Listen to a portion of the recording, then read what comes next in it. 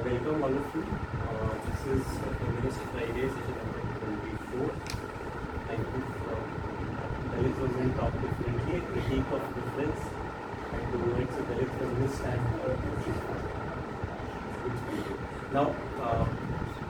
So this is a reading, and we are doing it under the theme of Dalit feminist thought, Dalit feminism as we call, and it is a series with the previous readings. And it's okay if you have not read the previous sessions, we will continue with the same kind of articles. But before we get into the reading, so I'll just walk you through the structure of this particular session, in which around 1.5 hours we will be first going through the main arguments in the reading. There will be some reading and some explanations in the first half. And second half, we open the space for discussions, your comments and observations. Also, this particular initiative is to give a brief intro to Sri Shali and Shri PhD Council for Women Studies. And yeah, now, so this initiative is primarily for one, to simplify and create a space where we can bring in both regional and international feminist scholars' academic works, not just academic work, but also other forms of feminist work, which includes poetry and movie screening also. So create a space where people from different disciplines can come together and discuss, to simplify context, simplify concepts, and to move beyond our limitations of language also. So we invite you to keep this space possible and have a multilingual discussions. तो हम Hindi, English और अपनी भाषाओं में आप इसकी भाषा में अपनी शेयर कर सकते हैं. Moving ahead, I'll start with it. So before to put a context to this reading, Sharmila Rege, she is a non-Dalit writer, feminist writer, and she is writing this piece in 1989, 98. So this is also the time where, and also mentioned in the reading, that Indian feminism, there are feminist movement going on around different cases, which includes Mathura rape case. So there is two main branch of feminism discussed in this. Is one, which is the left politics and left feminism, as we understand, based upon the class understanding, and the second feminism, which is a critique of Brahmanical feminism. So if I put it, if you to understand it in parallel terms, जैसे waste में था जो feminism एक concept है, तो white upper class women lead एक feminism की understanding है. उसी तरह से इंडिया में it's a critic of upper caste feminism, and जो दलित फेमिनिज्म ऑटोनमस बॉडी ऑर्गेनाइजेशंस हैं, उनकी वो क्रिटिक कर रहे हैं जिस तरह से the way space is denied to Dalit feminist. So उसके अंदर उस particular, so there are different readings, different cases which are mentioned. Like there is also mention of Mandal Commission to reservation politics है. So there is mention of labor and economy, sexual politics. तो सारी चीज़ें इसके अंदर आगे mention will be touching upon. But so this is the context of the reading. Now in this particular reading, so a critique of difference and towards a Dalit feminist standpoint. So the term Dalit feminist standpoint as a concept, हम लोगों ने पहले भी discuss किया, I'll repeat it, from Sandra Harding's reading, in which that from a particular social location, one is able to see the reality, and the reality is very complex. It's not possible to completely understand the reality, but your location decides the way we comprehend reality, the way we read science, and the way knowledge is produced. So there is a nexus between knowledge and power, and it's always advisable in a way to critique from which location the knowledge is produced.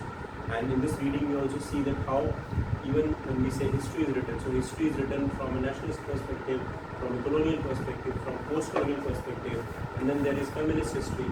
So different approach also decides different standpoints. So here we see she's critiquing the difference, and so what is this importance of this term difference here? Simple understanding to ठीक है, there is feminist movement, global women sisterhood है, but then black feminism and third world feminism has in a way brought out importance of difference. Difference क्या है यहाँ पे? In very simple terms, this is a part of multicultural politics. Multicultural politics is identity politics, which is critique of liberal politics. Liberal politics क्या है? Political freedom important है. First, we gain democratic equality of rights. Equality of rights means all citizens are equal irrespective of caste, class, sex. And then we talk of socio-economic rights, that there should be wages, there should be labor, equality of wages and access to resources. So these are two dominant streams of political thoughts. One being driven by liberalism, second is by socialism, Marxism, different strands of which focus on socio-economic equality.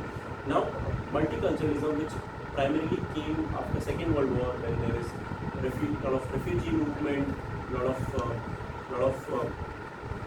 there is importance which is given to the role of culture which plays as an individual. So individual is not seen as ऐसे नहीं कि हवा में atomic individual है. हर इंसान एक particular culture में embedded है, and culture के through the person sees the world and make meaning out of it. So the role of culture in politics is given importance.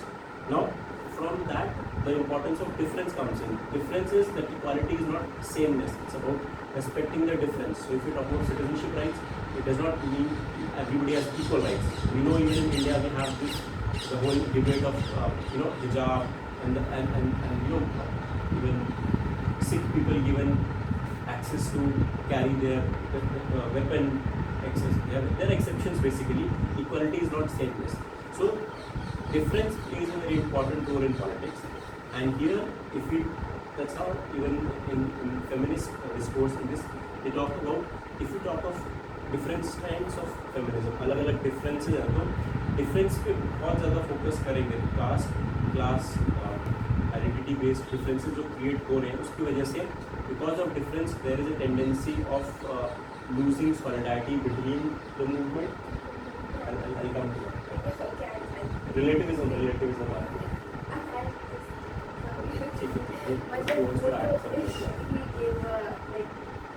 was a primary in general understanding of difference, but here she talks about the idea of difference, how it evolved within the feminist movement and within feminist theorization.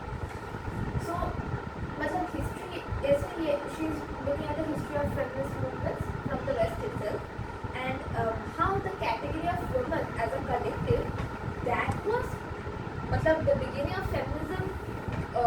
Feminism evolved based on that collective idea of a woman, and how they're being oppressed by the fact of their womanhood. But within time, this founding cause, or the original cause of women's oppression, this began shifting towards the idea of difference. The idea of difference came to the center of feminist analysis.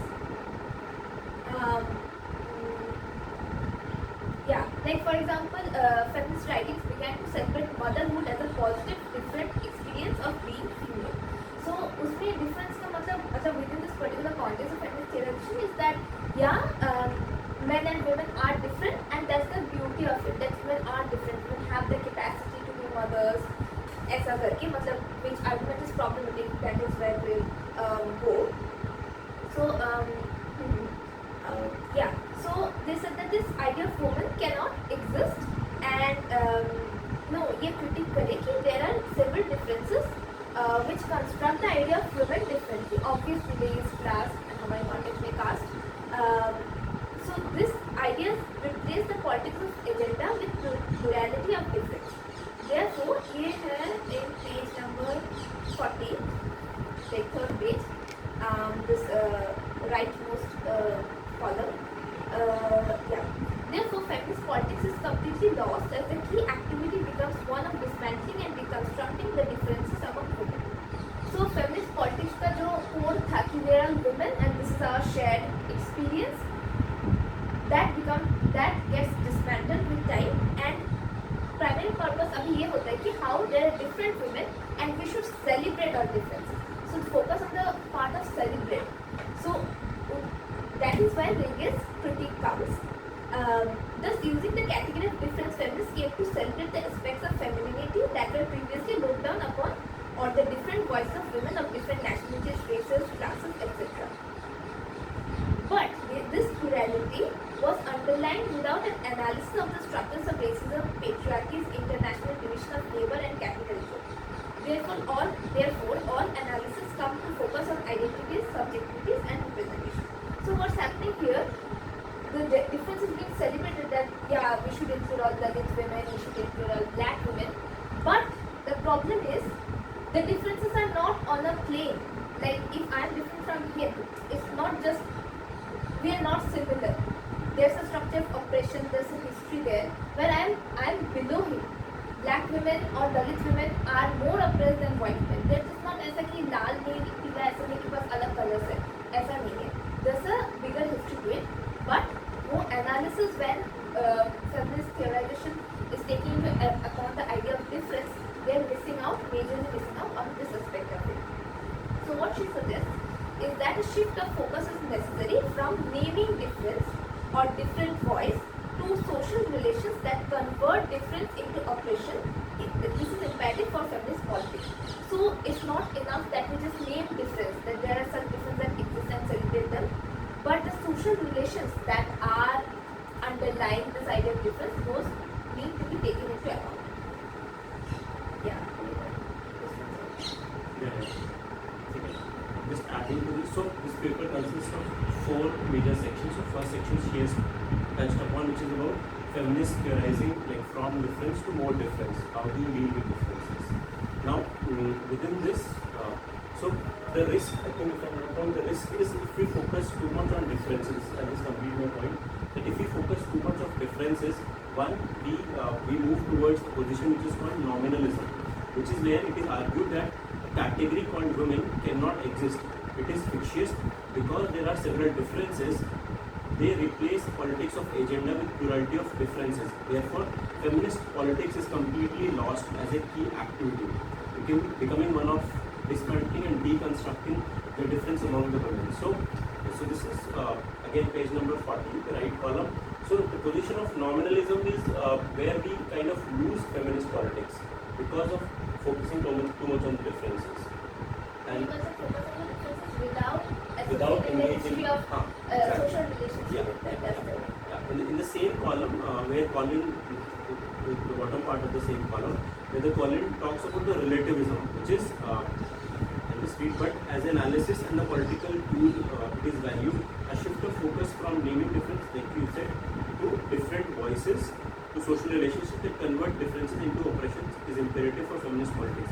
We may recall here the impasse that black feminists, this is what black feminist politics have faced.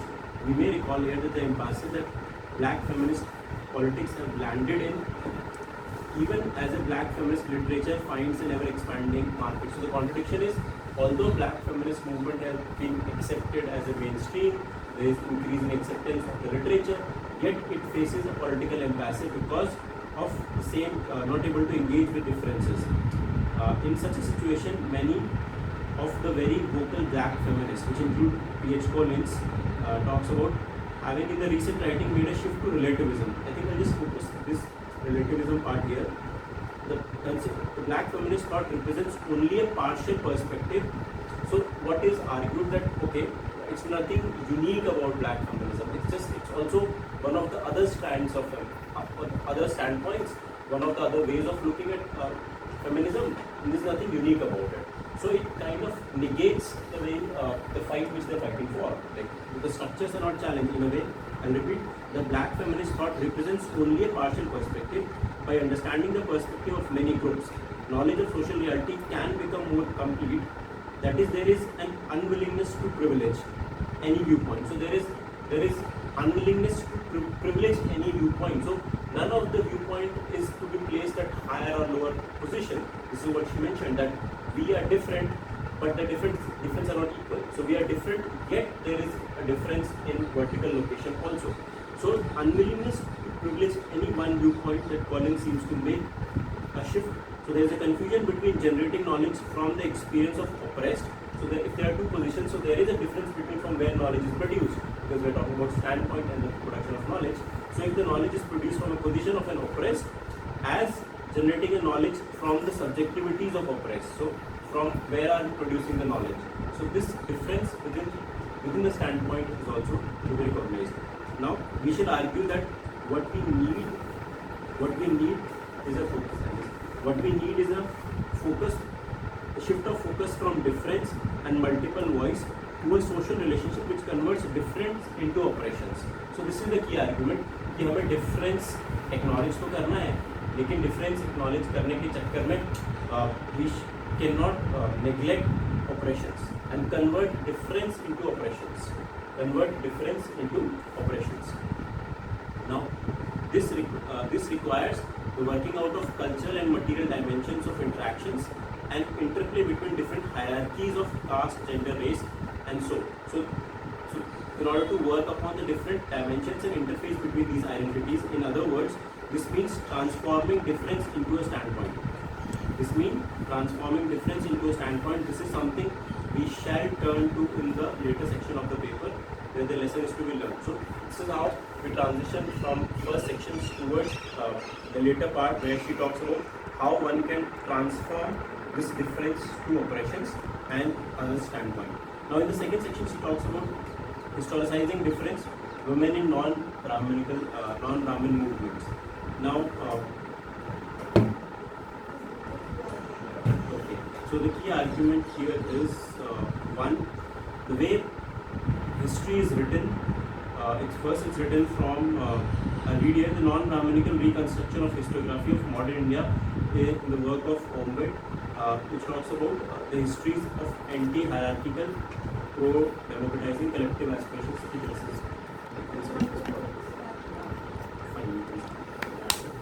So what she's talking about here is how the nationalist movement, generally how India's history is written down, is seen only from the binaries of colonialism, nationalism, and इसमें से क्या हो जाता है? So it's either anti-colonial, we focus on anti-colonial movement. This is how India's history is there. So in the process of that, what misses out is there are so many other struggles that are going on, which are mostly Dalit struggles. Those movements are missed out on. So often, anti-colonial struggle was primarily, or how we read that today is primarily, it is an upper caste movement, and oftentimes it's not mentioned here in detail, but I'm just adding, oftentimes there are Dalit movements which actually came together with colonial powers so that they can emancipate themselves from the oppression of the upper castes. So when we are talking about India's history from this very perspective, this colonial, anti-colonial, things like that, we miss out on that. So she mentions Partha Chatterjee's work, how in the where Chatterjee says that in the 19th century the women's question had been a central issue in the history of India, but by the 20th century this question disappeared from the public domain. So why?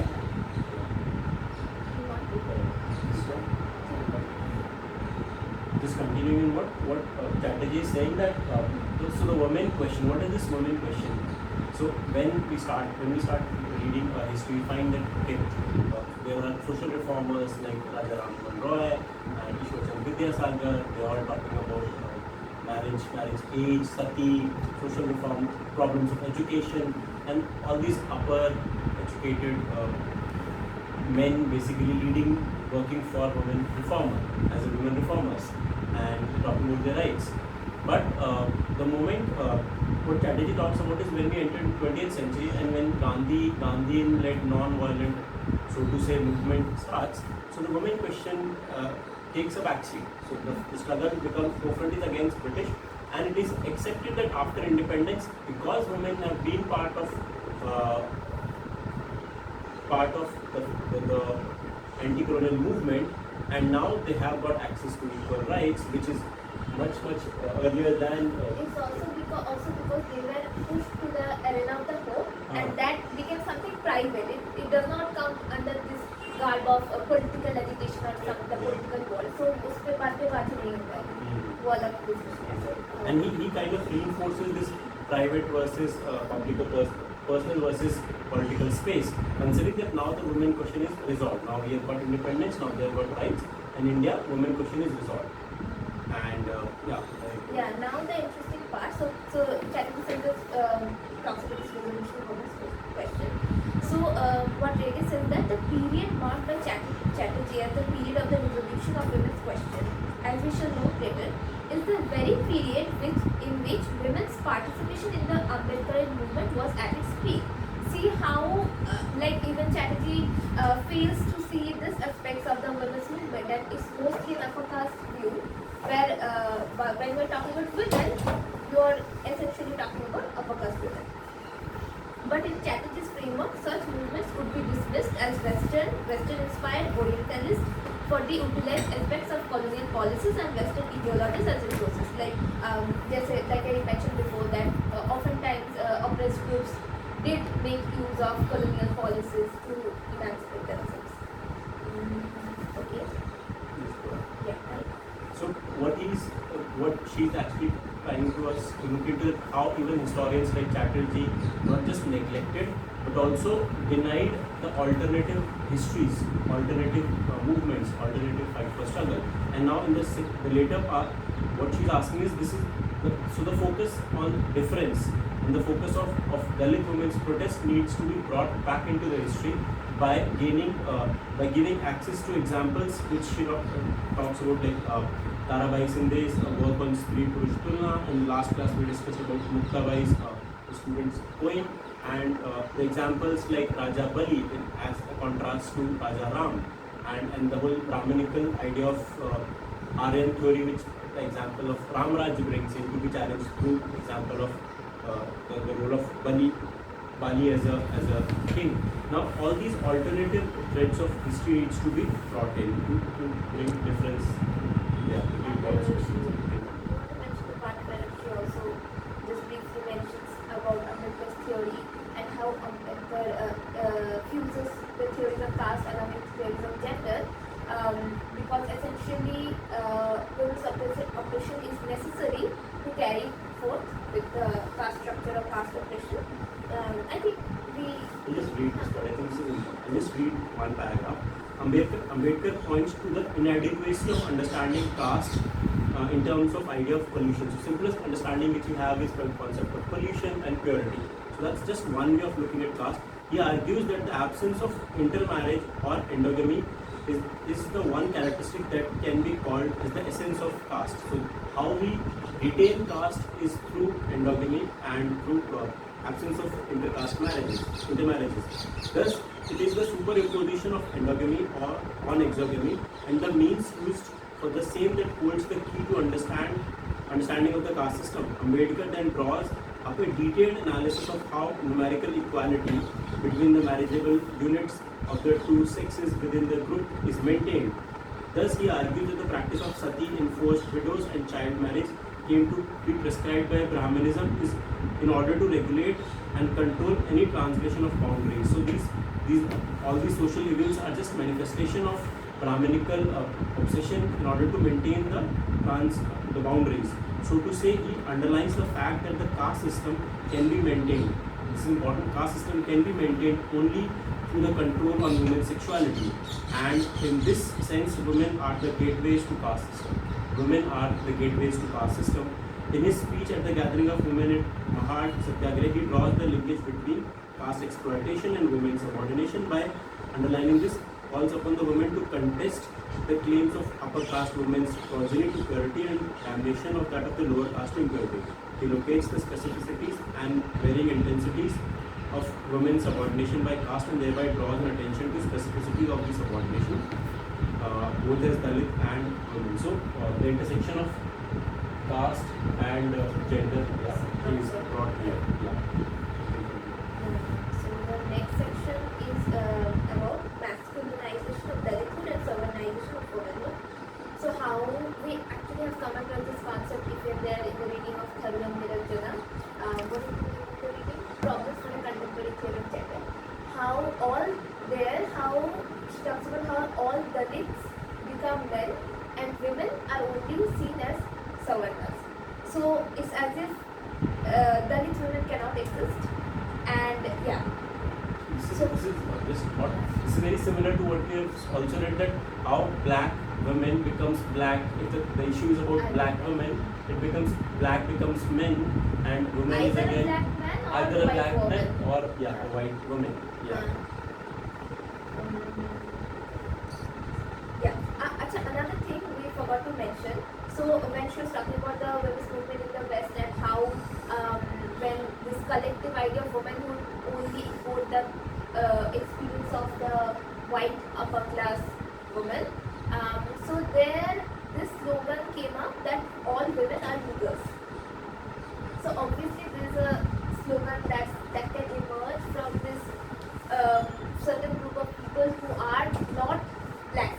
इसमें भी वही चीज होता है कि that this idea of when you say all women are leaders, or to call it that's a raw form, to call it properly all women are blacks, like the idea है मतलब बोलना चाह रहे हैं कि all women are oppressed as if they are blacks, but what happens is that white woman and a black woman is not oppressed similarly, and it invisibilizes the identity of the black woman. Now this happens in the Indian context also. All here this thing comes up. I think there's a certain slogan that comes in that all women are Dalits. That whoever is giving this slogan means that all women are oppressed similarly, but in the same way as black women are invisibilized, here Dalit women are invisibilized. Obviously, not all women are Dalits. They are just not. The sentence is essentially flawed. Yeah. So all Dalits are assumed to be males and all women are women. It may be argued that the categories of experience and personal politics were at the core of the epistemology and politics of the she's talking about the Panther movement and all.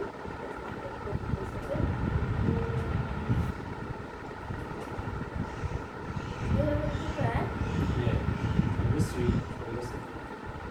I think just to bring it back to this point, the most important point, it may be argued that the category of experience and personal politics were at the core of epistemology and politics of Dalit Panther movement and the women's movement. Such a position resulted into universalization of what was the reality of middle class, upper caste women's experience or Dalit male experience. Yeah. Now, in the second part, which is about the same column, last line, the absence of an analytical framework, that is the tradition of Phule and Ambedkar, would view caste and hierarchy and patriarchy intrinsically linked. So, what we learn from Ambedkar and Phule के writings है कि it's not कि हम caste को और gender को अलग अलग देख रहे हैं. वो starting से intrinsically connected है, and this is repeatedly mentioned in Ambedkar's and Phule's writing. Now, and what the examples further add is that caste hierarchies and patriarchies are intrinsically linked is apparent in the anti-dowry, anti-rape and anti-violence struggle of women's movement. So ये जो सारी movement है इनमें ये सारे intrinsically related है, and this part is important.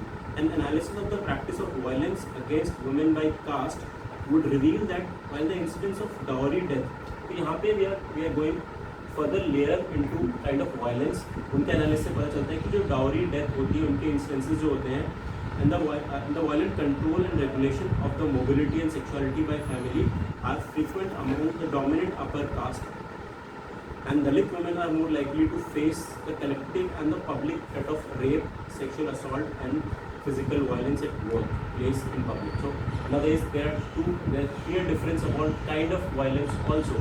जो dowry death होती है, एक simple understanding ये थी हमारी कि dowry death क्यों हो रही है. So जो upper caste women है उसको देखिए तो because this is the result of globalization या capitalism कि marriage एक market है, marriage market में you have to sell bride and you have to pay high price through different gifts, what they call not dowry but different gifts, fridge, AC, TV, and so this is seen from class and market point of view.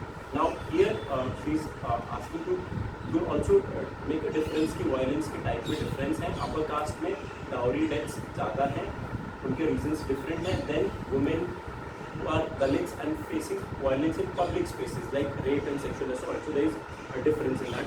Considering for example the statement issued by a women organization during for the rape, so just substantiating the same point which Matla's rape case example which is mentioned, we just add more points. इसके next paragraph same column में there is this point on again the focus is on dowry violence को लेके कि कैसे जो India की feminist movement थी, they were having a limited understanding of the problem, which is considering also the campaign against dowry.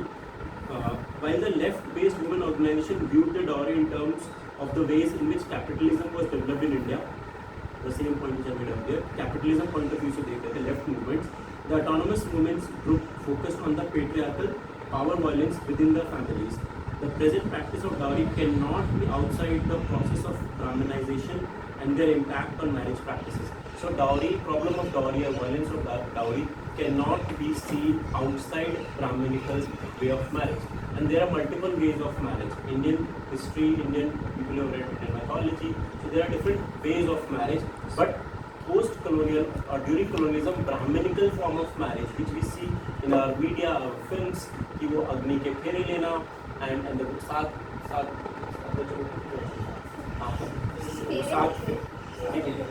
फेरे सात वचन.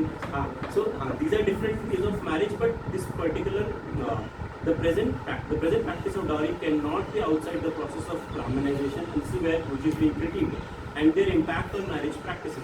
The Brahminical ideals led to the preference for dowry marriages is well documented. In fact, it is the colonial establishment of the legality of the Brahm form of marriage that institutionalizes and expands the dowry system. So this particular form of marriage is what is responsible for dowry system to still continue. The Brahminizing caste adopted the Brahma form of marriage over the other forms, thereby establishing dowry as an essential ritual. Moreover, the principle of endogamy is coercive, and its violent perpetuation through collective violence against intercaste alliance are all crucially to be analyzed on the dowry question. So this reminds me of like the movie Sairat, or if you have heard or seen. So how even the through violence, because ultimately what happens if you move out of endogamy and move towards love marriage or other forms of marriage, which kind of challenges caste identities and the practice of dowry to some extent. So the linkage between dowry violence, the caste system, and this Brahminical patriarchy goes together. This is one crucial link. One point that is I think one important takeaway is that how she is critiquing both left organizations and mainstream women's organizations. She says that how this left part of this women's organizations collapsed caste into class. They forgot about the caste part, and the autonomous women's groups collapsed caste into sisterhood. So the thing is, both of them are completely doing away with the idea of caste, which is a major flaw if you have to understand any sort of oppression in the Indian context. Both did not challenge caste. Yeah. Both did not just caste, both did not challenge Brahminism. So Brahminism remains intact whether it's left feminist movement or the autonomous movements. So the movement addressed issues concerning even issues of women, Dalit, tribals, minority communities. Substantially gains have been achieved, but the feminist politics centering around the women of the most marginalized communities could not emerge. The history of agitation and the struggle for the second wave of women's movement articulated strong anti-patriarchal positions on different issues of sexuality, sexual politics, which are crucial for feminist politics, remained largely within an individualistic and lifestyle frame. Issues of sexuality are intrinsically linked to caste, and aggressive sexual politics without a challenge to Brahminism results in the lifestyle feminism. So issues of sexuality and other feminist movement have kind of not touched upon Brahminism to an extent which second wave in India is expected to. Now there are other examples which are mentioned substantially the same point.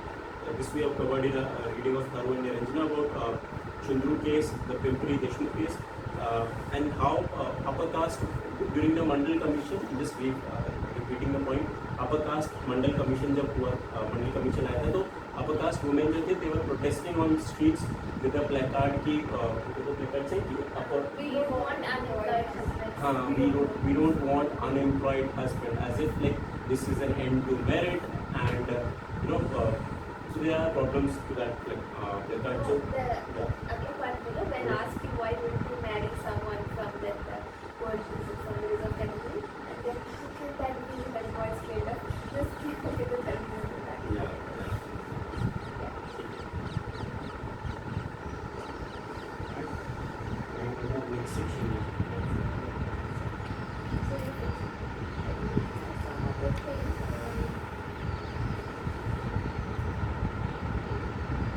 So there's slight mention of right-wing politics also, just because it's a new dimension.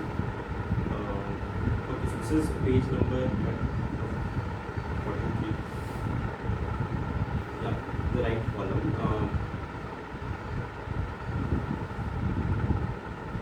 About the Babri Masjid. The demolition of Babri Masjid and the series of incidents that followed, women's active participation in Hindu right had led to the women's movement to backtrack on the demand of uniform civil code. So the right-wing movement in Maharashtra has appropriated the crucial issues of indecent representation of women too.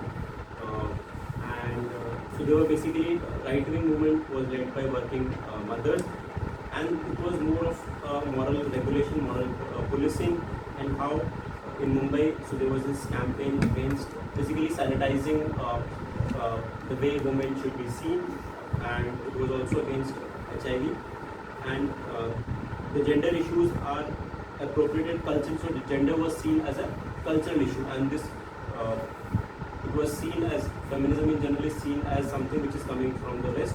All this calls for the reformulation of our feminist agenda to reclaim our issues and recapitalization them such that the feminist politics poses a challenge to the very cross caste, class conceptualization of Brahminical Hindutva. So this is how this was also seen basically an attack on Indian culture, and we know this argument how upper caste Hindutva, right wing women organization, they tend to justify a few of the activities in terms of cultural practices. For example, I can think of yesterday was the Karwa Chauth. So, I mean, some can see, few might have a difference on what Karwa Chauth is. For few, it could be essential part of their identity and cultural aspect. For few, it could, for few feminists, it could be just way of reinforcing patriarchal through a performance of practices, Hindu practices, so to say.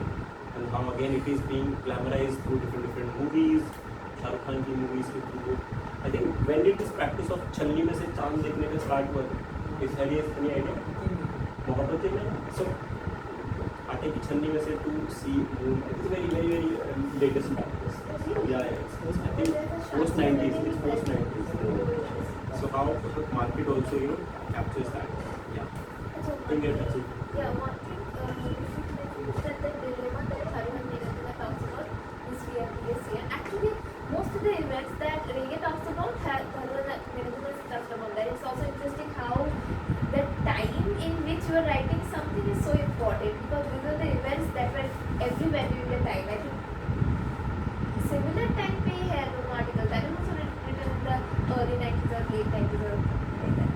So again, this dilemma of Indian feminists on this gender versus caste question happens is that when the, like she says, like Karan has already said that Rege is kind of echoing her, the sexual assault on Dalit women has been used as a common practice for undermining the manhood of the caste, undermining the manhood of the Dalit men. But some Dalit male activists did argue that in passing derogatory remarks about upper caste girls, Dalit men were only getting their own back. Like, this is such a strange position for Indian feminists to be. So, there is a clear case of sexual harassment of women, upper caste women, but caste is involved in it in such a way where you just do not know what to do. The emancipatory agenda of the Dalit and women's movement will have to be sensitive to these issues and underline the complex interface between caste and gender as structuring hierarchies in society, in Indian society. Yeah, that is one important point also. One more case is mentioned here. There was a case in which a Dalit man was killed because he was basically lynched by upper caste men who were provoked by upper caste women, saying that our honor is threatened by Dalit men, and so it was justified, or the violence was carried out in order to protect women's honor. So we see how the intersection so the issue was not an issue of molestation alone. So it's not just seen as an act or sexual act, but alone, one of the violence against Dalit alone, but one that underlines the complex reformulation that Brahminical patriarchies undergo in order to counter collective Dalit resistance.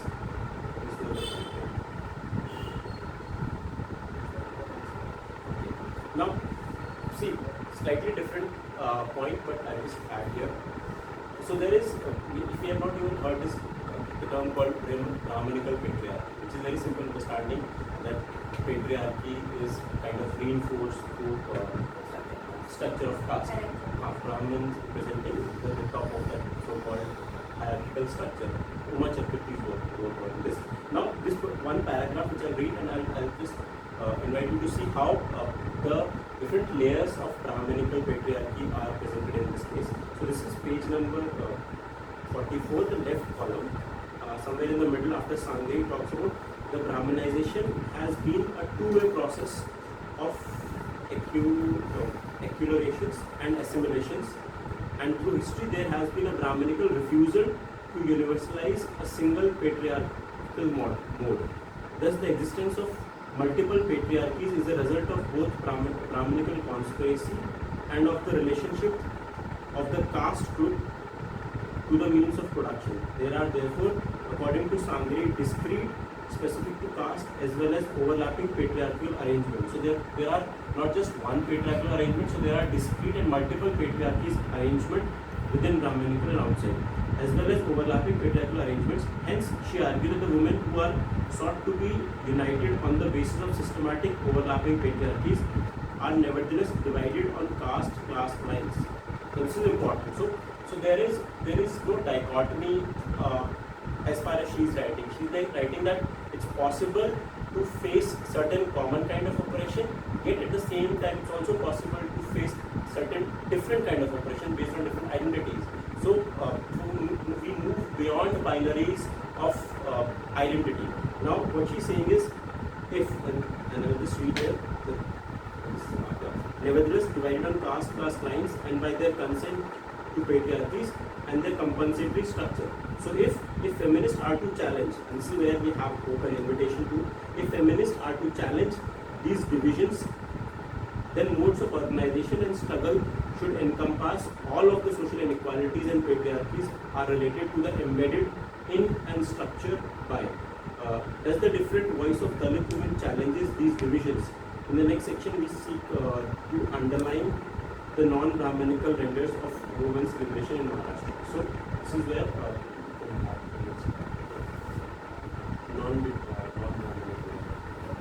okay. So we have moved to a position. This is the last section of the reading. So we have moved towards a position where we at one point we understand the importance of difference. We are also trying to navigate how to deal with the difference. Differences are not equal, differences are different, are not just on same plane but on different planes.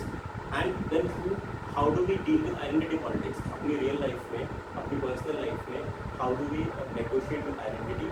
तो इसमें एक simple, हमने last session में discuss किया था, and I'll just repeat the same point, that the debate between Gopal Guru's work and Sharmila Rege. So she's kind of countering to some extent Guru's argument.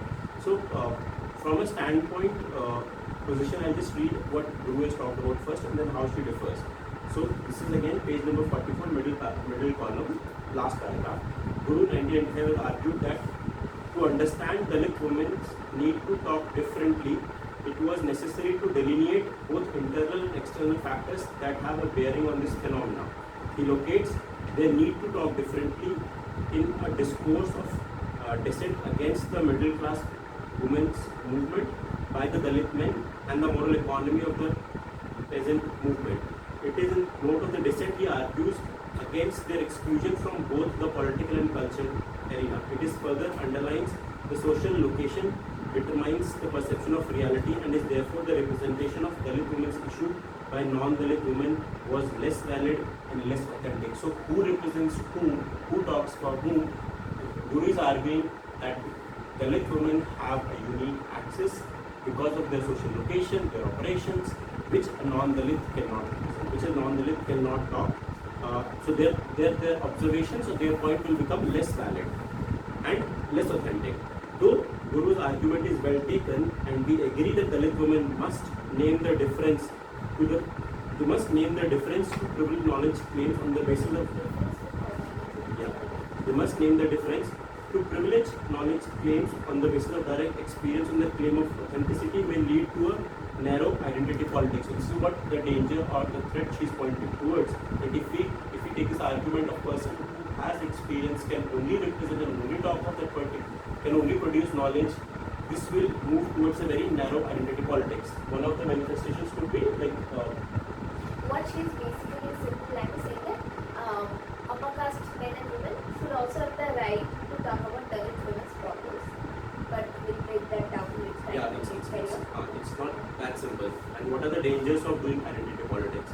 Now, such a narrow frame may in fact limit the emancipatory potential of Dalit women's organization and also their epistemological standpoint. So this will defeat their way, their epistemological standpoint. Now,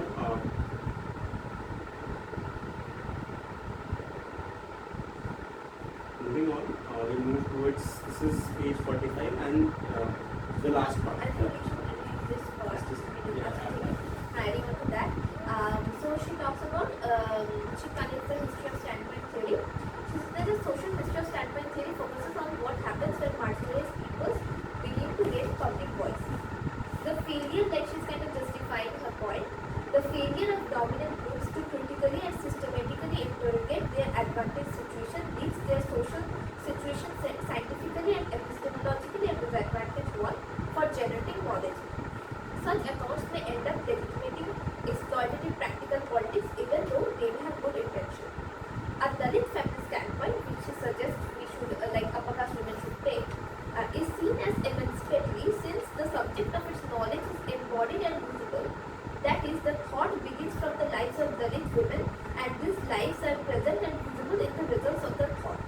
So what she's trying to say that although, take all of this with a pinch of salt because usually there are also several critiques of this, but this is her justification that she's saying that yeah, it's possible that upper caste women or men cannot exactly go and live the lives of Dalit women, but they definitely, it's visible to their eyes. They can see the oppression, so they can like take that vision and that understanding to discover themselves, to have a Dalit feminist standpoint. The position argues that it is more emancipatory than other existing positions and counters pluralism and relativism by which all knowledge-based and political claims are thought to be valid in their own way.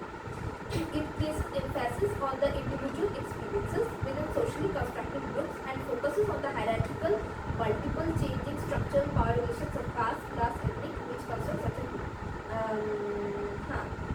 So basically we go away from relativism with the point said that not everybody's knowledge is equally valid and not all standpoints are equally valid. So we kind of navigate that debate because they have access to unique knowledge. Yes. The Dalit feminist standpoint, which emerges from the practices and struggles of Dalit women, we recognize may originate in the works of Dalit feminist intellectuals, but it cannot flourish if isolated from the experiences and ideas of other groups who must educate themselves about the histories, the preferred social relations and utopias and the struggles of the marginalized. So what she's saying that people from oppressor groups have a responsibility to educate themselves through the experiences of Dalit women. Yeah. Oppressor Dalit women. So that she is saying in a way it is justifiable because she is not saying that it's all equal, but like Dalit women need to be the forefront and others will follow them. But they have a responsibility where they should educate themselves about this history. So the transformation from their cause to our cause is possible for subjectivities can be transformed. So this line, subjectivities can be transformed, is a claim Rege is making, but there are critics of it who claim that no, subjectivities cannot be transformed. Okay, we'll get to that later. By this, we do not argue that non-Dalit feminists can speak or as or for the Dalit women, but they can reinvent themselves as Dalit feminists. Okay. I think that's the main point.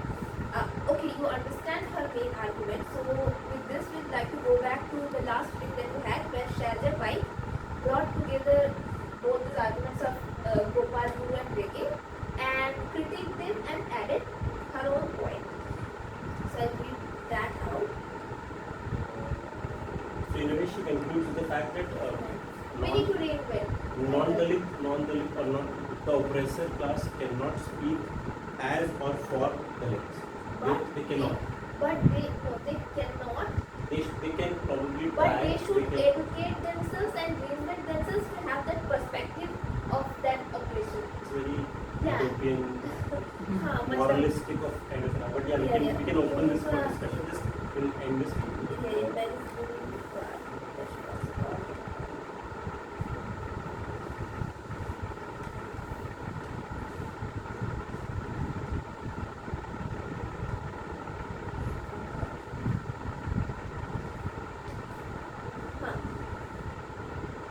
Yeah, so she says that Gopal Guru emphasized authenticity and of the experience of Dalits, and Sharmila Rege called upon touchable women to reinvent themselves as Dalits. However, both positions are not without problems, like both Guru and Rege's positions are not without problems. While Guru's position isolates Dalits, saying that Mashallah it's the sole responsibility of Dalits to talk about themselves, it's just their work. So that's also problematic. Rege's perspective erases Dalit women's subjectivity and agency. So, like, so there is like whatever, however good education you have, however you educate yourself, there is certain subjectivity which is only unique to Dalit women. You cannot really, it's not really possible to just wake up one day and reinvent yourself and have that subjectivity. And also it questions Dalit women's agency. So, like Dalit women do have a certain agency where they can talk about themselves. They have the power to, and then when just the next day a person from the oppressor group comes and says that I can just, because I've educated myself on your problems, I can talk about that. It is not that easy. It does not work that way. It's problematic. So Pike says that rather I reinforce Anandi and Kapadia's assertion to stand in solidarity with Dalit women. So she's saying that. But yeah, we can say that we stand in solidarity with them. We cannot claim to have a power over their knowledge, over their subjectivity, but we can stand in solidarity. But she also has through the reading said that even that is not enough. You have a political responsibility as well. So yeah, so that's why we tried to want to place this reading, because these are like they are all in communication. They are actually all in conversation with one another. So it's necessary to know what Rege is saying, what Guru is saying, and what Pike's response is to them. Yeah. Yeah, with this we have come towards this end of the reading, and even we kind of have a different understanding, and it's a space where we respect difference of opinion and also kind of through your understanding of the reading, there is some comment or there is some question or feedback, something like that, you can share with this. So the main thing is that there is no correct answer. These are all the ideas from different authors. Where someone says that yeah, we can talk about that, we cannot talk about that, no, it's right, it's wrong. We actually haven't reached a conclusion. I think there's no conclusion. It's just one But thing. The last time I felt that when Rege is talking about reinventing for an upper caste to reinvent themselves through reading, I kind of resonated with Gandhian way of, the way Gandhi talks of emancipating caste through, just putting yourself into new location, trying to experience them and go for this moral transformation, which may or may not work, I feel, which is very not structurally addressing the issue. I find it very moral way of looking at it. I think at some point Rege also contradicts herself. Like, say in the initial part she talks about how we should focus on the histories. So when you just say one day an upper caste man comes and says I want to reinvent myself as a Dalit woman, okay, I've educated myself how what are the operations and all. What about the history that goes into the making of their identity? Have you passed through ages of generations of being a Dalit and experiencing Dalit pain, which is very real and physical? It cannot be experienced through reading stuff. The pain that, like this, I think I derived this idea from many writings of black women who focus on very much on physical pain. Dalit but yeah, but then that's also very interesting. We can take that someday. But she talks about how, matlab, her argument was actually very interesting. She talks about how slaves were tortured so much, and the body was like she talked focused on the idea of the flesh. It was so much in pain. Like through that process, gender got erased. So she's like taking a backtrack of this idea of gender differences and all, That's that's a different argument. But the thing is, what I'm talking about here is this physical pain and actual experience of being a Dalit. I do not think that can be experienced through just educating and talking about it, just reading stuff. But yeah, of course, there's like I think I agree more with Pike, and it also makes sense because Pike is herself a Dalit writer, so obviously her location matters in giving a more logical understanding of stuff. So, but that does not mean that like oppressor groups do not have a responsibility. They have a responsibility because there's a responsibility also. So yeah, that's it. Yeah, what do you?